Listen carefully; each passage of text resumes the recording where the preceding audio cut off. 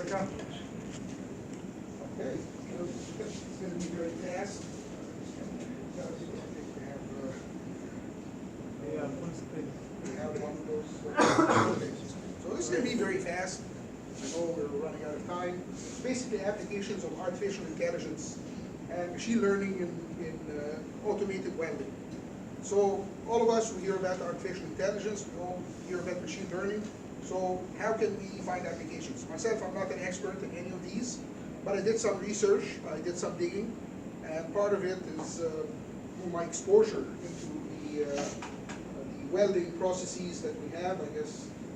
Okay, so that's our agenda, and basically, how intelligent is artificial intelligence? So we all think of artificial intelligence as, you know, there's a machine and then you tell it what you want, or even it can interpret, or, you know, try to understand what you need, and then it will actually spew out the most intelligent answer.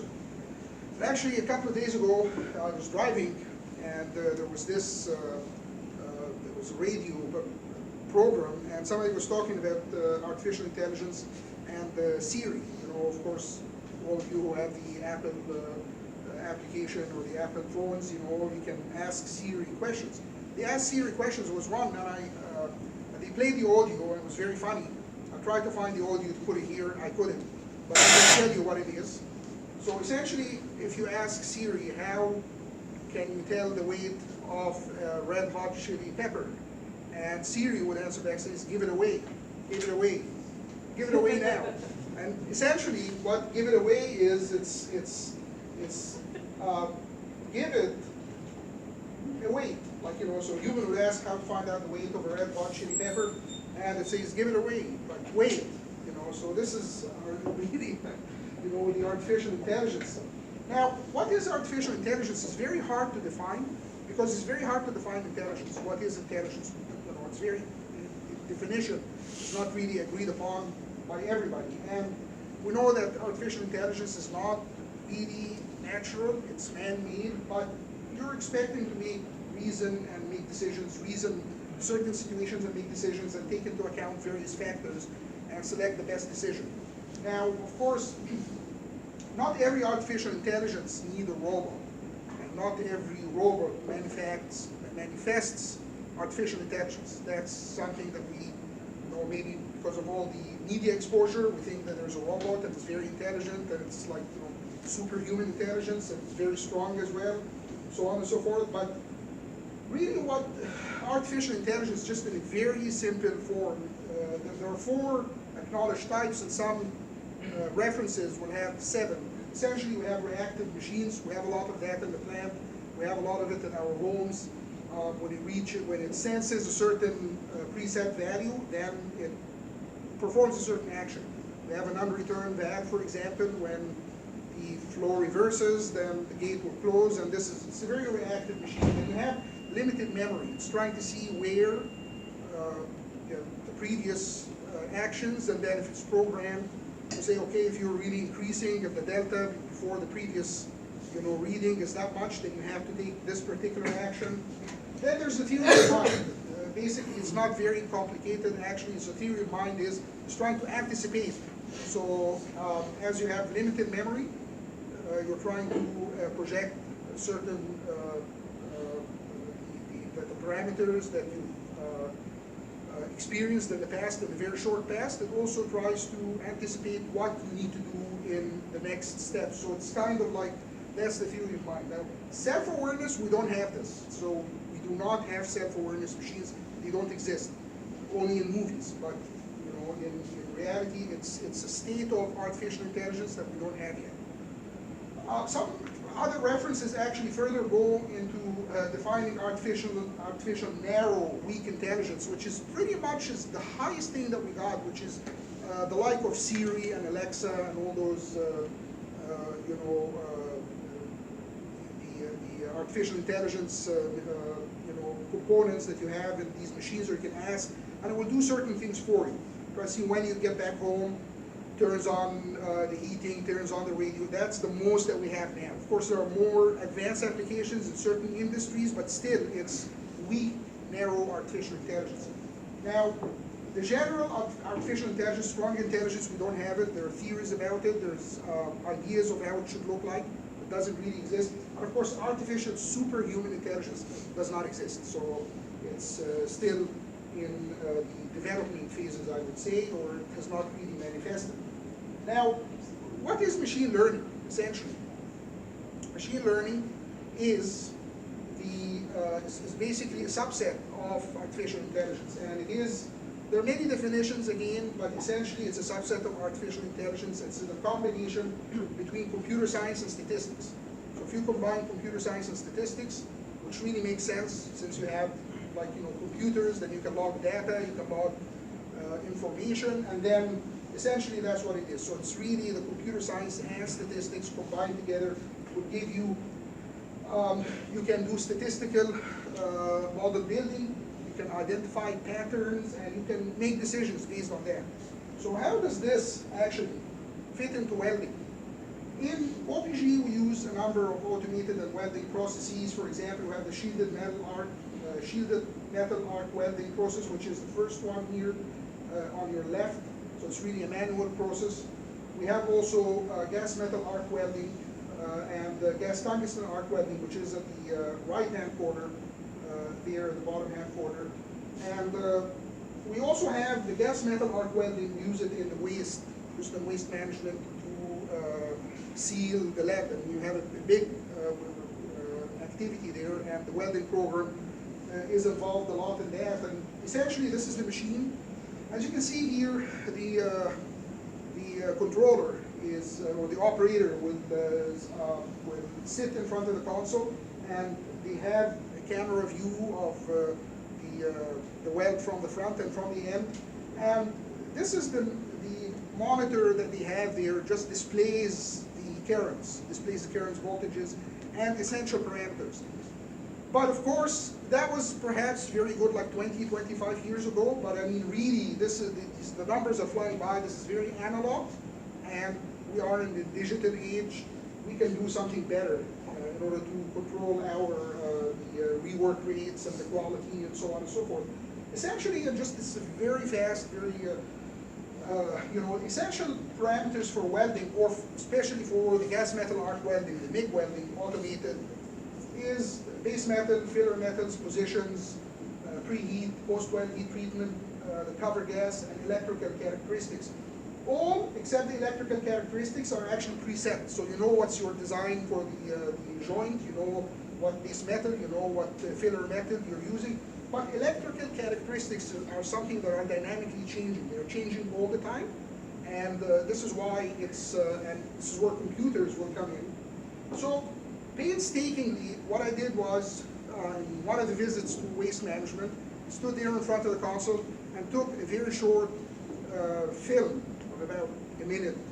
And I returned back to the office, and every second I would stop I would pause the video, and then take the characteristics of time and the time, the volts, some of the essential variables. And essentially, when I played a little bit with it, there was something amazing actually, and that is I was able to calculate the process capability. So this is something that's very important.